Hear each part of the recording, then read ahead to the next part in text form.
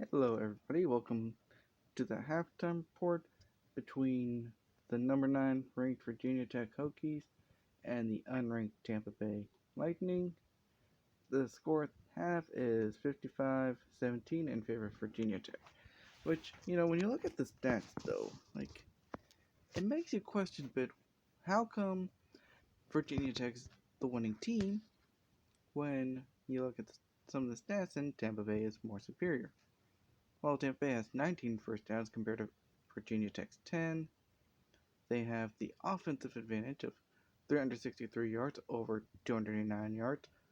But here's where we start to find our differences in why Virginia Tech is winning over Tampa Bay. Tampa Bay has ran the ball 23 times and has lost 24 yards. Meanwhile, Virginia Tech has ran the ball 27 times and got 94 yards in the first half. Tampa Bay attempted 45 passes and completed 27 of them with 2 touchdowns.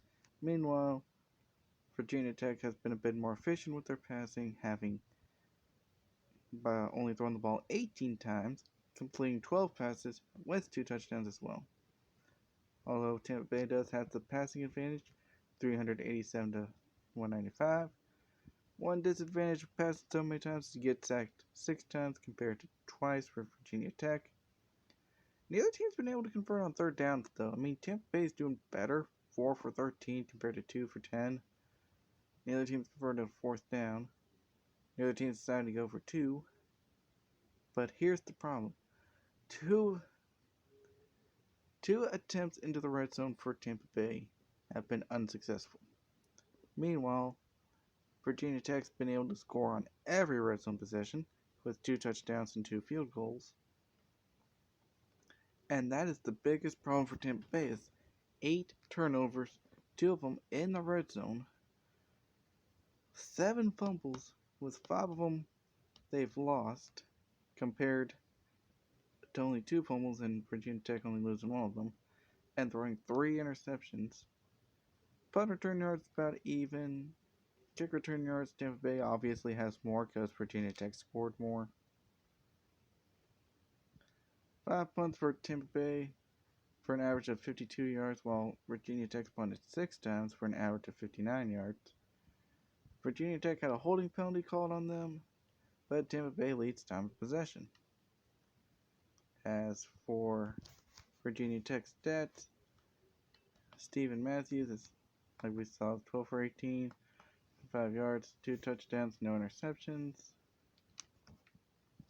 Meanwhile, star for the running game has been Terrence Lane, 23 carries for 95 yards and a touchdown. Aaron Kelly's got 2 carries for 7 yards and a touchdown. And Steven Matthews with his 2 sacks have been sacked for average of 4 yards for losing 8 yards. Joe Bali's got the most catches for Virginia Tech for 41 yards and a touchdown. Then you got Terrence Lane, 3 catches for 35 yards, becoming like a bit of an all-purpose back. Meanwhile, Martin Davis has 3 catches, 102 yards, and a touchdown. Maurice McBride's got a catch for 3 yards, Scott Allen's got a catch for 14 yards, and Max Carter, he's got a dropped catch. The only guy that's allowed a sack has been Dustin Barnes, and that's about it. Eddie Byram and Stan McCoy both have 7 tackles. That's the most. Meanwhile, most tackles also belongs to Byram, with Jack Morris having 3, Rob Calhoun with 2, it was Ray Castillo, and Terrence Alvarez.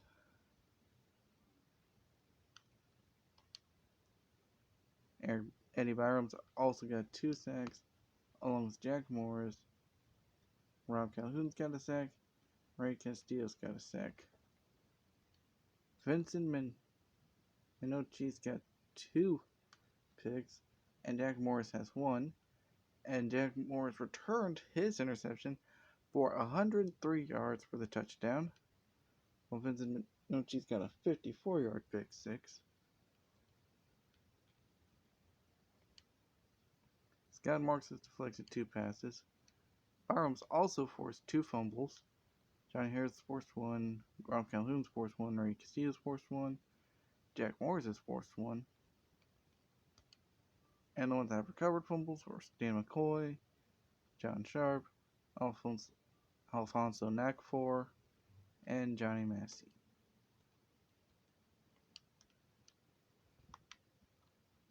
Daniel Barber is 2 for 2, with longest being a 45-yard field goal.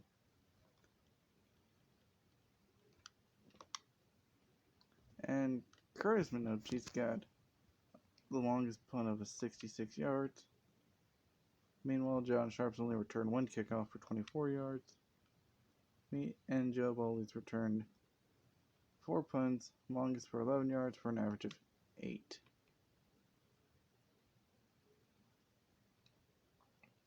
Yeah, Matt Reynolds got 26 for 44, 2 touchdowns, 3 picks, 354 yards. I mean, the problem is he just keeps even it. Adrian Sullivan's got 12 rushes for 7 yards. Meanwhile, Matt Reynolds got 11 rushes for negative 31 yards. You have Tim Jones leading the way in both receptions and yards at 8 catches for 164 yards and a touchdown. You got Jeremy Steele, 6 catches for 50 yards. Brandon White, 4 catches for 95 yards. John Buckley, 2 catches, 46 yards, and a touchdown. James Inman, 2 catches for 15 yards. Ryan Parham's got a catch for 5 yards. Eric Goff has a catch for 9 yards. Jacob Bishop caught a pass that went for a 5-yard loss. And Adrian Sullivan has a catch for 8 yards. Got a couple people that have allowed sacks. Kenneth Bennett's allowed 2 and Adam Beck's allowed 1. But Sean Jackson's got 4 pancakes. Matt Barber has 6 tackles. Nick Gray has 3 tackles, all of them for a loss. And your only 2 guys that have sacks are Marcus Sullivan and Nick Gray. They've yet to force, of course, an interception.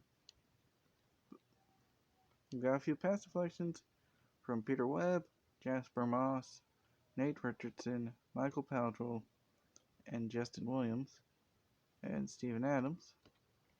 2 forced fumbles go to Paltrow and Williams. And Dwayne Crosby's the one that recovered it. And that's it. Kendrick Durfee has made a field goal for 58 yards, which is an NCAA record in this game. Marshall Williams has 5 punts, as long as it's 59. Jim Jones has returned 2 punts, 2 kickoffs for 53 yards. And Brandon White's returned 3 punts for 66 yards. And Tim Jones has returned 3 punts for 22 yards, longest of 12, and the average of 7.3. But yeah, it looked close in the first quarter, but second quarter is when Virginia Tech really just started to pull away. So, yeah, I'm going to just let this game finish up, and I will do the post-game report in the meantime.